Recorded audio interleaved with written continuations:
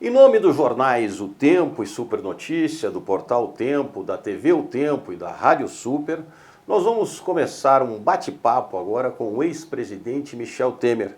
Ao meu lado, a nossa editora-chefe de política, Marina Schettini, a quem eu a recebo aqui para esse bate-papo. Tudo bem, Marina? Tudo bem, Sapia. Olá, olá, internauta das nossas plataformas digitais. Olá, o nosso ouvinte. Olá, presidente. Obrigado por nos receber. Presidente, vamos começar falando sobre o retorno do senhor à cena política. Alguns dias atrás, aí, o senhor voltou como o que eu acho que o senhor fez mais na sua carreira toda política, como um bom apaziguador de problemas. Como é que foi esse contato com o presidente Jair Bolsonaro e com o ministro Alexandre de Moraes?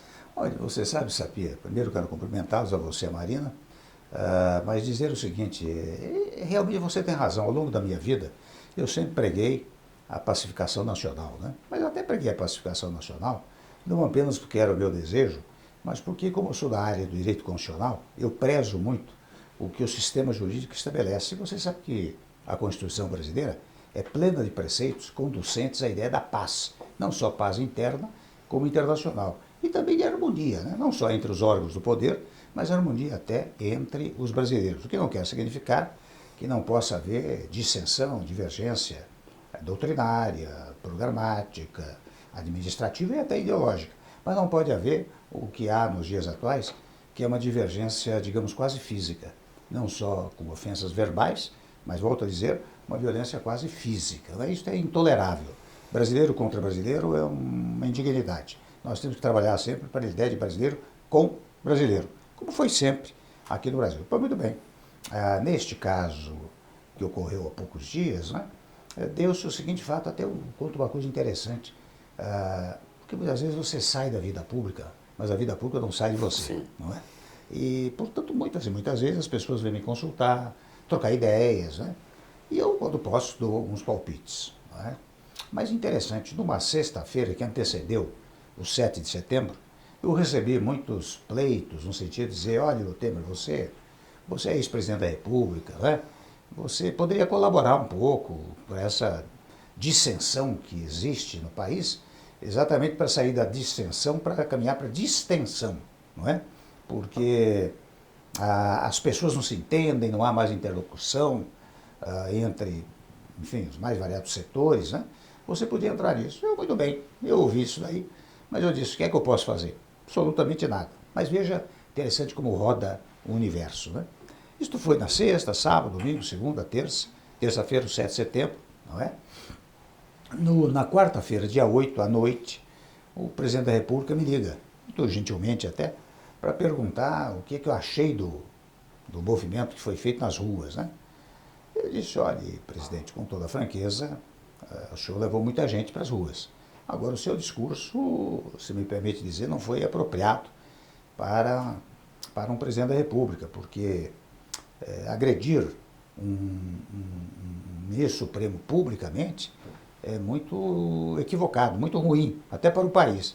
Não, você sabe, eu estou querendo paz, tranquilidade, e eu sei que ele me trata de senhor, e eu trato ele de senhor, né? O senhor é muito amigo do ministro Alexandre, conhece bem.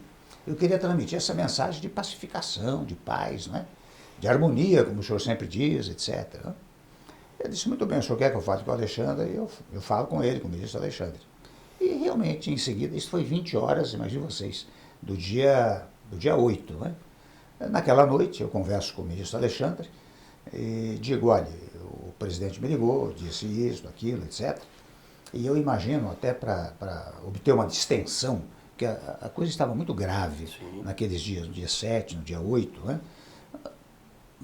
Grave dos dois lados, né? Uma tensão muito grande. E o ministro Alexandre disse, olha, você sabe que eu só decido juridicamente, eu não tenho nada contra o presidente, nem contra a família, nem contra os amigos do presidente. Eu disse, mas talvez pudesse ele assinar uma declaração à nação, que seria uma coisa muito útil para o país, em que ele dissesse que cumpre a Constituição, cumpre as decisões judiciais, que você é aquilo que você é realmente, um professor, um constitucionalista, um jurista da melhor suposição, que aquilo que ele disse publicamente, foi no calor do momento e nada mais do que isso. Aí o ministro Alexandre disse, olha, se disser isso é uma coisa boa, boa até para o país, não é? E para obter essa distensão que você está mencionando. Ele disse, muito bem, eu anotei aqui uns tópicos, se ele me ligar amanhã, né, eu digo a ele. Muito bem, no dia seguinte ele me liga e me diz, olha, presidente, vem aqui almoçar comigo, vou mandar buscá-lo aí, vamos trocar ideias sobre isso, né? Eu disse, presidente, só vale a pena se eu lhe relatar alguns tópicos importantes para pautar a nossa conversa, não é? Senão será inútil para o senhor e para mim. Então me dei, eu li os tópicos e ele aceitou, não é? Aceitou, disse, bom, então muito bem, então pode mandar me buscar. Eu fui lá, cheguei pela hora do almoço, fomos numa salinha de almoço lá na presidência, entreguei os tópicos para ele, ele disse que estava de acordo, apenas para fazer uma redação final, umas modificações, se eu iria ficar mais 2 horas lá, ele disse que ficaria. 2 horas, 2 horas e meia depois voltei, ele estava com a declaração pronta. E a partir daí, eu liguei para o ministro Alexandre, disse, olha aí, ministro, o presidente acabou de divulgar uma declaração com aqueles tópicos que eu lhe falei, não é? Vou passar o telefone para ele. Passei o telefone, eles conversaram amigavelmente, como convém, não é? As pessoas aqui no Brasil acham que quem está num órgão do poder não pode conversar com outro órgão do poder, quando na verdade a Constituição determina a harmonia entre os órgãos do poder. Ora, como obter a harmonia se não há diálogo, né? Então, o diálogo é fundamental, é um dos suportes até para essa harmonia. Mas digo eu, conversaram muito harmoniosamente, me devolveu o telefone, eu cumprimentei pela declaração, eu saí, enfim, foi assim, não é? Daí presidente, pela conversa que o senhor teve com o presidente Jair Bolsonaro, o senhor acredita que esse recuo é verdadeiro, vai ser duradouro, ou o senhor acha que foi uma estratégia? Porque o dia 8 estava sendo um dia muito tenso, né? As conversas de impeachment começavam a ganhar corpo e queria também que o senhor contasse para a gente como que foi essa conversa do presidente com o ministro Alexandre de Moraes, um pouquinho assim do que foi dito. Eu só peguei uma primeira parte em que ele fez uma brincadeira até com o ministro Alexandre, porque ele disse para o ministro, é até onde eu posso contar. Né? Ele disse, você é corintiano, acho que eu sou palmeirense, isso. Nós só vamos brigar nisso. Isso. Só é matéria de futebol, não quero brigar. E o senhor São Paulino, apesar de que não gosta que fale, né? E eu São Paulino. Não é? Então, nós só vamos brigar nisso. Eu senti que a conversa foi cordial, eu senti simplesmente isso. Agora, o teor da conversa, exatamente, eu não sei qual foi. Não é? Mas eu sei que distensionou, porque logo que eu saí, interessante, quando ia indo para o aeroporto, já me mostraram, a bolsa deu um pico, né, para cima, o dólar caiu, e aí aquela agitação. Interessante, vou registrar um fato curioso que me chamou a atenção. Foi uma coisa até modesta que nós fizemos. Nós fizemos o óbvio, que é fazer um diálogo entre os poderes para pacificar o país. Né? Portanto, de uma trivialidade absoluta. Mas, apesar disso, teve uma repercussão estupenda. Sabe por quê? Porque o povo está cansado dessa briga ao resto do chão. O povo acha que é uma coisa mais tranquila, mais ordeira, mais pacífica, mais tranquila. Né? Foi por isso que deu essa repercussão. E até quando, viu, Marina, quando você me pergunta se isso vai perdurar, eu registro que dias depois, 3 ou 4 dias depois, ele fez uma solenidade lá no Palácio e, penso eu, talvez pela primeira vez, ele disse, olha, Executivo, Legislativo e Judiciário constituem um corpo único e todos devem governar juntos. Primeiro ponto. Segundo ponto, ele deu uma entrevista à revista Veja, num tom muito ameno. Sim. E até hoje, pelo que eu saiba, ele não teve nenhuma outra palavra mais, digamos assim, mais agressiva. Né? Eu tenho a impressão, eu torço até para que isso perdure. Mas que eu não tenho dúvida de que este gesto distensionou o país. Aliás, logo naquele dia, os caminhoneiros estavam todos lá em Brasília, né? Em todo o país. Eu até tomei a liberdade de ponderar, dizer, olha, no momento que o senhor soltar essa declaração, o senhor verá que os caminhoneiros são fãs do presidente Bolsonaro, né? E não se sabia o que poderia acontecer se não houvesse uma solução. Não é? Logo, foi 15 horas, às 17 horas, começou a desmobilização. Ele até fez um pedido, né, por WhatsApp, que chegou a vazar, né, para os caminhoneiros. Claro, mostrando a declaração. Sim. Não é? E aquilo desmobilizou. E pelo menos até hoje, já tem mais ou menos uns 20 dias, né? Está mais ou menos em paz. Presidente, sobre isso que o senhor está falando, né, sobre essa questão até do que a população quer hoje, sim. Eu estou trazendo para o senhor aqui um dos nossos institutos de pesquisa, nós temos 2, o Datatempo e o CP2, fizemos uma pesquisa agora, há poucos dias atrás, sobre o cenário eleitoral e sentimentos sobre o Brasil, que eu quero passar para o senhor. Mas tem alguns dados que nos chamaram a atenção e gostaria que a Marina também comentasse, que é justamente esse sentimento da população. Sim. Quando a gente coloca lá sobre eleições, você tem essa polarização Lula e Bolsonaro, mas tem um terço da população que quer a chamada terceira via. E um outro fato que nos chamou a atenção foi que o brasileiro, de modo geral, é contra o fechamento do Congresso, contra o fechamento do Supremo Tribunal Federal, que é inconstitucional de todas as formas, mas, ao mesmo tempo, de todos os órgãos, né, podemos dizer órgãos do país, o que mais o brasileiro coloca firmeza é no Exército Brasileiro. Claro. Isso nos chamou a atenção também, né, Marina? Sim. E falando em terceira via, presidente, queria que o senhor comentasse um pouco dessa coluna do meio aí que está se estudando, tentando fazer. Por que o senhor acha que nenhum nome deslancha? E queria também saber do senhor se o senhor acha qual desses nomes tem viabilidade, vai conseguir crescer nas pesquisas. Olha, em primeiro lugar, você sabe que essa história da terceira via, ou da coluna do meio, na verdade, muito mais do que homenagem ao eventual candidato, é uma homenagem ao eleitorado. O eleitorado entre dois polos, né, porque sempre se fala que é um polo radical de um lado, um polo radical do outro lado. Eu acho que a hipótese de uma chamada terceira via é uma homenagem ao eleitorado. O eleitorado, se não quiser um desses polos, ele tem uma opção. Portanto, temos que pensar no eleitorado e não no candidato. Primeiro ponto. O segundo ponto é que, interessante, Marina e Sápia, há uns 3 meses, 4 meses, eu percebi que os partidos estavam discutindo, conversando, para lançar até pré-candidaturas ao fundamento de que, mais adiante, aquele que estivesse melhor posicionado, etc., seria o candidato único. Mas eu percebo ao longo do tempo, pelo menos é o que constato no dia de hoje, que os candidatos os pré-candidatos hoje, estão se lançando já como candidatos. Sim. A significar, portanto, que a chamada terceira via vai ficar muito atomizada, vai espalhar muitos votos, o que vai enfatizar a ideia da polarização, não é? Então, eu acho que, reitero, né, seria extremamente útil que houvesse uma outra opção, não é? O povo pode escolher um dos polos. Muito bem, foi eleito um dos polos, acabou, toma posse e ponto final, e passa a governar. Agora, para dizer a você quais dos nomes, porque há tantos nomes na chamada terceira via, né, que eu não sei quem é que pode ter sucesso, quem é que pode ser bem sucedido, né? Até por uma razão, viu, Marina? Nós estamos a um ano das eleições. As pesquisas de hoje não serão, imagino que não venham a ser, as pesquisas da véspera da eleição.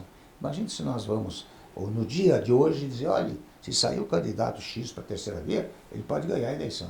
É difícil dizer isso. As pesquisas são um retrato do momento, né, presidente? Momento, mas claro, elas claro. estão aqui agora justamente mostrando essa organização do cenário. Claro. O senhor acredita que eles vão conseguir se unir em torno de um candidato? E o senhor acha que dá tempo ainda?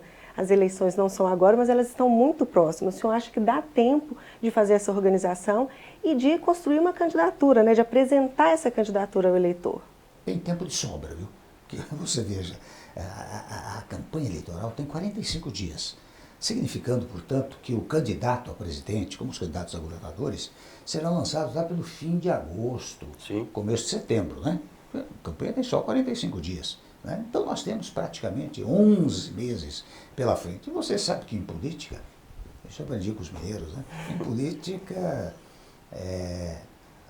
as coisas podem mudar de um dia para o outro. Imagine 11 meses. Quer dizer, tem muito tempo para escolher um candidato. Agora, volto a dizer, eu, pelo cenário que eu estou verificando nesse momento, acho difícil a escolha de um único nome.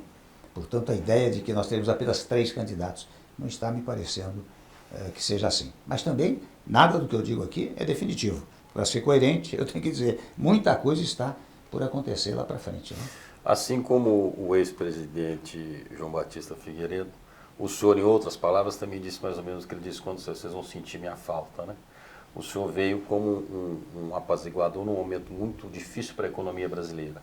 E quando eu digo apaziguador, até para o nosso ouvinte ficar sabendo, o ex-presidente foi secretário de Segurança Pública logo depois do massacre do Carandiru, para apaziguar o estado de São Paulo, que estava em ebulição, né, na época. E conseguimos. E conseguiu. Depois o senhor veio ser presidente da Câmara dos Deputados, por 2 mandatos seguidos. Isso. 3 mandatos, conseguiu trazer o MDB para o governo Lula e veio ser vice da presidente Dilma.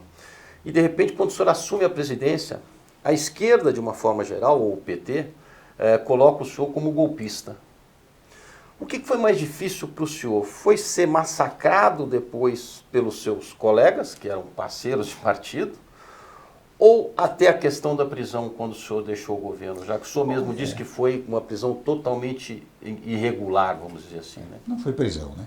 Foi sequestro. Sequestro. Sequestro. Pegaram o senhor na rua, aqui na esquina, praticado né? pelo poder público, sem que houvesse um processo sequer formatado, sem que houvesse sequer denúncia. Isso é de sequestro. Prisão você tem quando tem um processo regular, você é ouvido, você é intimado, não é? Aí você tem, eventualmente, uma prisão até preventiva ou cautelar. Mas no caso presente foi sequestro. Eu não deixo passar isso. E tanto isso é verdade que esses casos todos têm hoje caído no judiciário, né? revelando o despropósito de tudo aquilo que foi feito, né? Agora, quanto à chamada E oposição... o sequestro, desculpe, o sequestro filmado ainda, né? Tudo preparado, montado, sim, né? tudo montadinho, com metralhadora, lança-chamas, lança-míssil, né? Uma coisa maravilhosa. Espetáculo, que eu diria, degradante do direito nacional, sem dúvida alguma. Não é? Bom, primeiro ponto. Segundo ponto é o seguinte. Hoje eu dou risada disso, mas naqueles dias foi muito desagradável, extremamente desagradável. Mas também teve uma reação, você sabe que teve uma reação da imprensa, de colunistas, juristas, todos irritadíssimos com aquilo que aconteceu. Então isso me compensou muito. Mas quanto ao ponto da chamada oposição, depois que eu assumi, eu achei natural. Você sabe quem perde o poder fica na oposição. Vocês podem perceber, não há uma queixa minha, um protesto meu contra os protestos, não é? Porque a mim, o meu raciocínio era o seguinte: a oposição cabe opor-se, a mim cabe governar. Se eu for ficar deblaterando com a oposição, me envolvendo com os acontecimentos, eu agravo os acontecimentos. Olha, eu tenho pouco tempo de governo, naquele período já pensava, terei 2 anos e meio de governo, né? De modo que eu tenho que governar.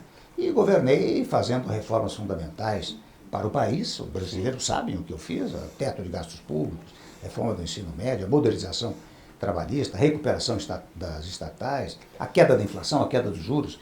Então, e democraticamente, eu acho que a oposição muitas vezes até indica caminhos para você. De repente você está no governo, a oposição faz uma oposição, digamos, programática, né? E você percebe, você diz, poxa, tem razão nesse ponto. Oposição é importante na democracia. Então, digo eu, naquele período, é claro que aqueles que perderam o poder tinham que se opor. Eu não me opunha à oposição, eu governava. Foi isso que eu fiz, né? O senhor acha que a população hoje sente falta do senhor? Não sei dizer. Tem muita brincadeira, tem uns memes aí, Sim. né? Volta a ter, não sei o quê. Eu tomo isso sempre, né? De fora a parte, gente que acha que eu posso ser candidato, etc. Eu tomo isso como um reconhecimento ao meu governo. Um reconhecimento que eu esperava que viesse historicamente, daqui a 10 anos, vamos dizer, e que começou logo depois que eu saí do governo. E o agora, senhor aceitaria um muito. convite, vamos supor que toda essa terceira via se unisse e falasse, não, o nosso homem para combater Bolsonaro e Lula é o ex-presidente Michel Temer. O senhor aceitaria? Você sabe que isso não está no meu horizonte.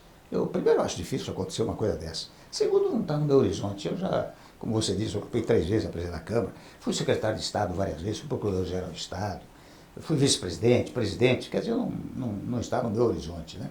Evidentemente, se um dia o Brasil inteiro viesse e dissesse, olha, vamos colocar você lá, daí muito bem, eu vou para o sacrifício, né? Mas eu não está no meu horizonte, com toda franqueza. O senhor tem participado dessas conversas, não, se não for como candidato, mas dentro do MDB, sobre essa costura para 2022? E queria ver como que o senhor está vendo, como que o senhor está enxergando essas conversas do MDB com o ex-presidente Lula, depois de tantos ataques ao partido após o impeachment da presidente Dilma. Sabe que o MDB sempre foi assim, uma federação de líderes, né? Não é de hoje, desde o começo foi assim, não é? E há alguns líderes do PMDB que eram adeptos do ex-presidente Lula, né? E, pelo jeito, continuam sendo adeptos, né? E outros não, os outros são inimigos. Então, o MDB sempre foi assim, né? Tanto que a ideia é interessante, você toca num ponto que, se me permite dizer uma coisa conceitual, os partidos hoje no país Não são exatamente partidos, são siglas partidárias, né? Sim. Porque a ideia de partido é uma palavra que vem da expressão parte, parcela, né? E político vem de polis. Portanto, a ideia de um partido político é a ideia de uma parcela da opinião pública que quer chegar ao poder para governar a polis, governar a União, governar estados, municípios, não é? Aliás, é interessante, eu digo isso com muito cuidado, porque quando eu digo isso, muitas vezes, não digo vocês, mas a imprensa, teve a favor da Revolução de 64. Não é isso, não.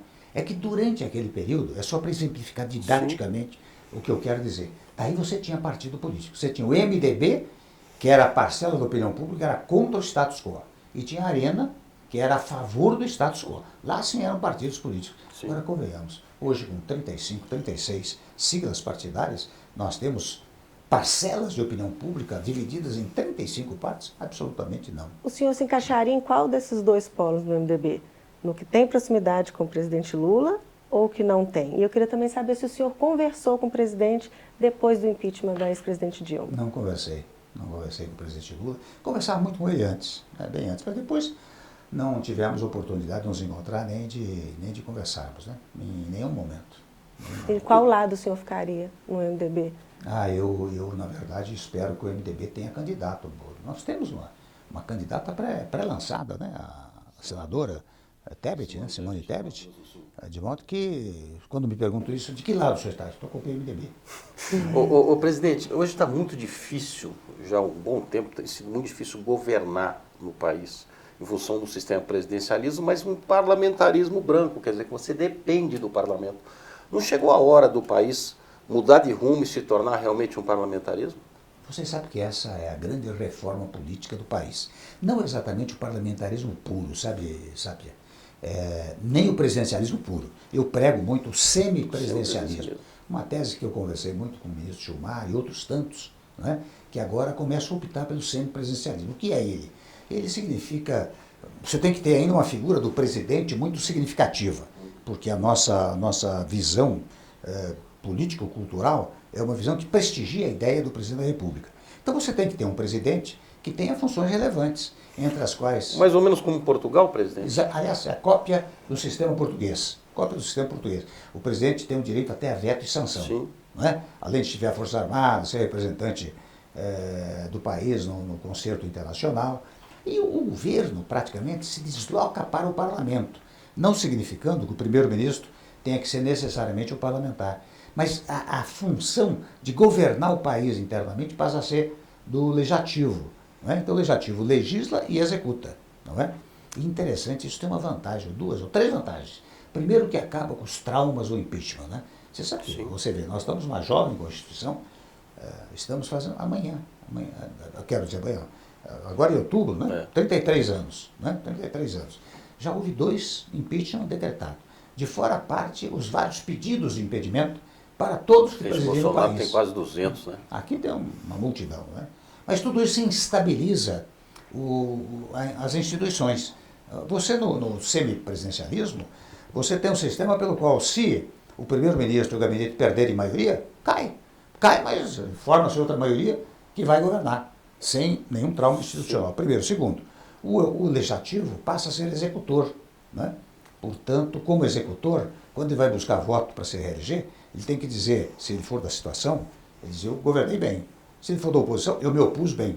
E terceiro ponto, aqui eu concluo, é que, na verdade, hoje querem muito diminuir o número de partidos, que é impossível. Mas quando você tem um sistema semipresidencialista, você tem um bloco da situação, um bloco da oposição. Portanto, conceitualmente, 2 partidos. São vantagens. Presidente, gostaria de falar um pouco sobre um dos momentos mais tensos do governo do senhor, que foi quando foi divulgado o vídeo em que o senhor falava, tem que manter isso.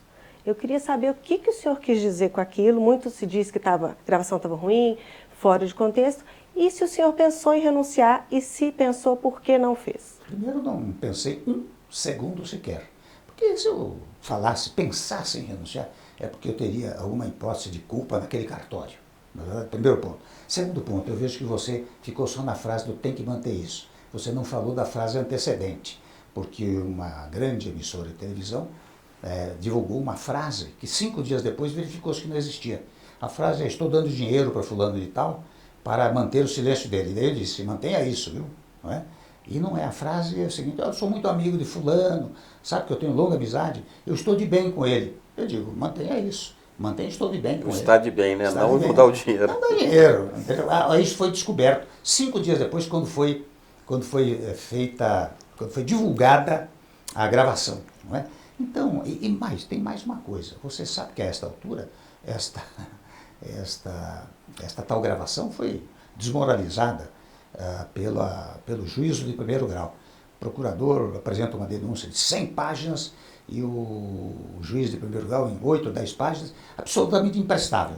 Não precisa ouvir ninguém, não precisa ouvir o acusado, não precisa ouvir testemunha, não precisa mais nada. Eu absolvo sumariamente, porque não há o que fazer nesse caso. Primeiro ponto. Segundo ponto, esta decisão já foi até convalidada pelo Tribunal Superior.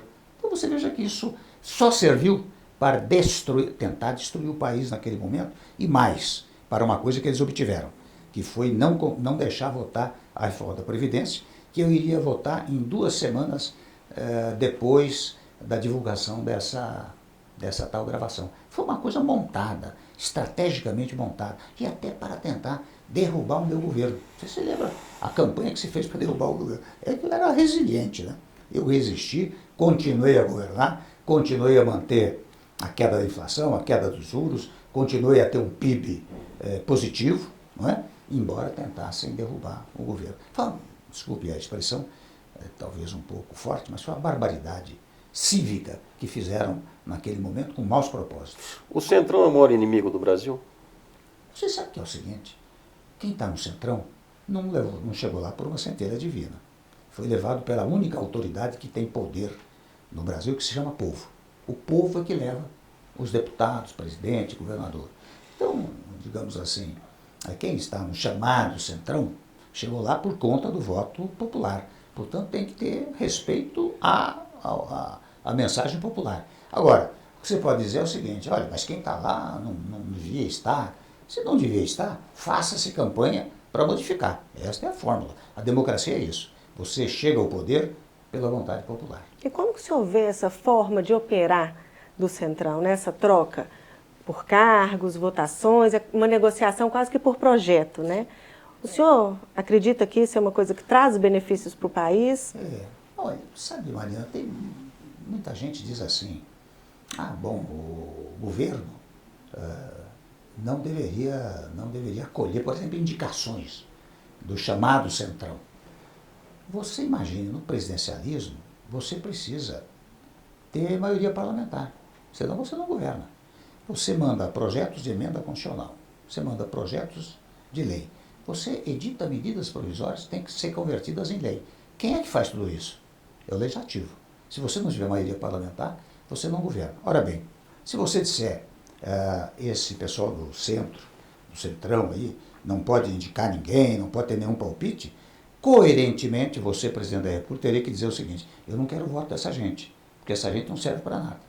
E daí você começa já, como presidente da República, perdendo 120, 130 votos no parlamento. Você acha que é possível uma coisa dessa? Foi assim que começou o governo Bolsonaro, né? Não tem jeito.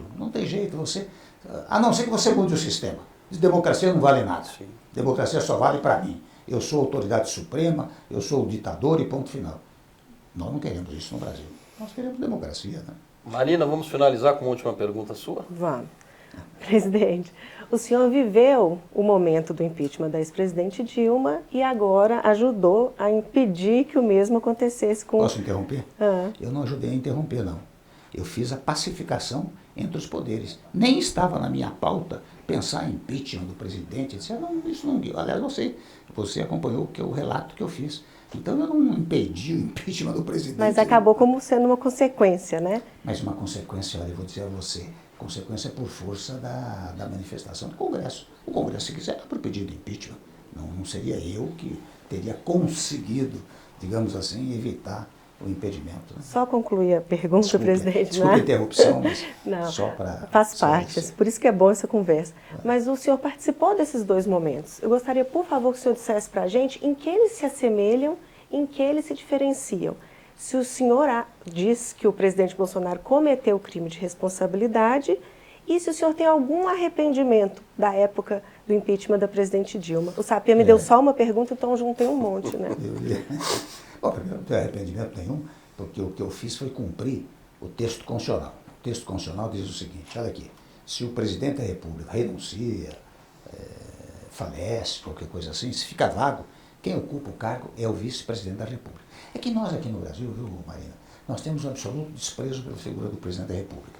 Vou historicamente para você, quando o Getúlio Vargas teve aquele fim trágico, não deixaram o Café Filho assumir. Assumiu o presidente da Câmara, que era Carlos Luz, não deu certo, assumiu o Nereu Ramos. Né? Quando Costa e Silva ficou doente, não deixaram o Pedro Aleixo, que é de Minas, assumir. Não deixaram, é o vice-presidente. Quando o Jânio renunciou, não deixaram o Jânio assumir. Precisou dar um jeitinho, que era aquele parlamentarismo de ocasião, para ele poder assumir. Portanto, o que eu quero significar, e estou mostrando para vocês historicamente, a figura do vice é sempre muito despejada. Nos Estados Unidos, não. Eles preservam as instituições. Pode verificar, você não tem um pronunciamento do presidente da República norte-americana que não esteja o vice ao lado. Não é? Até um fato muito significativo que eu conto sempre. No tempo do presidente Obama, quando foram apanhar lá o Bin Laden, estava numa salinha, esta foto foi divulgada no mundo todo, numa salinha o presidente Obama, o vice Biden, a secretária Hillary Clinton, que era a secretária de Estado, sim, e um general. Porque lá nos americanos dizem, o vice-presidente tem que acompanhar tudo que o presidente faz, porque se acontecer alguma coisa com o presidente, o vice tem que assumir. Então eu não tenho, evidentemente, arrependimento nenhum, eu só cumpri o dever constitucional, né? E a outra coisa que você me colocou, se o presidente cometeu crime de responsabilidade. Aí eu confesso que não sei, porque tem 140, 150 pedidos, é preciso examinar o conteúdo. Mas juridicamente ele cometeu crime? Juridicamente, é o que eu estou dizendo, juridicamente.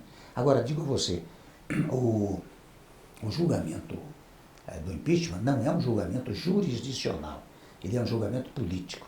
Portanto, é um julgamento de conveniência e oportunidade. Até num manual que eu tenho de direito constitucional, eu dou o seguinte exemplo. Eu digo, olha, vamos dizer que você esteja há 10 meses das eleições e, de repente, há um processo de impedimento. E a prova é uma prova cabal, mostrando que houve o crime de responsabilidade. A pergunta é, o Senado está obrigado a condenar ou verificará conveniência e oportunidade? Vamos dizer que, nesse momento, o Senado perceba que, se decretar impedimento, vai haver, digamos, uma guerra civil. Ele diz, olha, embora a prova seja cabal, não convém decretar o impedimento. É diferente... Pela proximidade das eleições. Vamos dizer, esta hipótese. Agora, o julgamento jurisdicional é diferente. Quando a prova é cabal, não há como dizer, é cabal, mas eu não condeno. Aí não tem jeito. Portanto, o julgamento jurisdicional é diferente do julgamento político. Né? A última coisa, no que o senhor vê que esse momento se assemelha e se diferencia? O impeachment lá da presidente e agora a situação... É que as coisas são inteiramente diferentes. No caso da senhora ex-presidente, o que aconteceu foram as chamadas pedaladas fiscais. Né? Foi isso que determinou naquele momento a razão jurídica, digamos assim, jurídica e político-institucional para o impedimento. Primeiro ponto. Segundo ponto é que havia milhões de pessoas nas ruas. Né? Porque eu vou dizer a vocês, eu fiquei 30 anos no Congresso, quem derruba presidente não é o Congresso, é o povo na rua, porque influencia o Congresso Nacional, entendeu? Quando não há povo na rua pedindo impedimento, etc., fica difícil para o Congresso decretar impedimento. Presidente, para finalizar, quando nós chegamos aqui na sala de reunião do senhor, nós estamos em São Paulo, no bairro do Itaim Bibi, onde o presidente tem um escritório de advocacia. Eu vi vários livros aqui, deve ser uma das bibliotecas do senhor. O senhor, apesar de ser descendente de libanês, é católico, apostólico romano, vi até um livro de Irmã Dulce dos Pobres ali. E vi o livro do ex-presidente José Sarney também, e um livro me chamou a atenção, que está escrito Impeachment. Deve ser um relato do impeachment. É um relato do impeachment? Creio que foi um volume publicado pelo Senado. Sim. Os vários discursos, as várias decisões, etc. Exatamente. Bom, eu só tenho a agradecer ao senhor por nos receber aqui com tanto respeito, com tanto carinho. Espero que os nossos internautas, os ouvintes da rádio, os telespectadores da TV O Tempo e também os leitores que vão ser replicados por jornais do Tempo, Super e também para o Portal O Tempo, né, Marina? Sim. Tenho gostado desse bate-papo, que acho que é muito interessante para toda a população mineira. Que o senhor foi pouco em Minas Gerais quanto presidente, hein? Tem esse detalhe também. Que tinha que decidir tudo a partir de Brasília, né? Mas agora, se eu for convidado, eu vou a Minas Gerais, com muito prazer. Está feito o convite. Muito obrigado. Obrigado, Marina. Obrigada a todos. E a gente fica por aqui com esse bate-papo com o ex-presidente Michel Temer.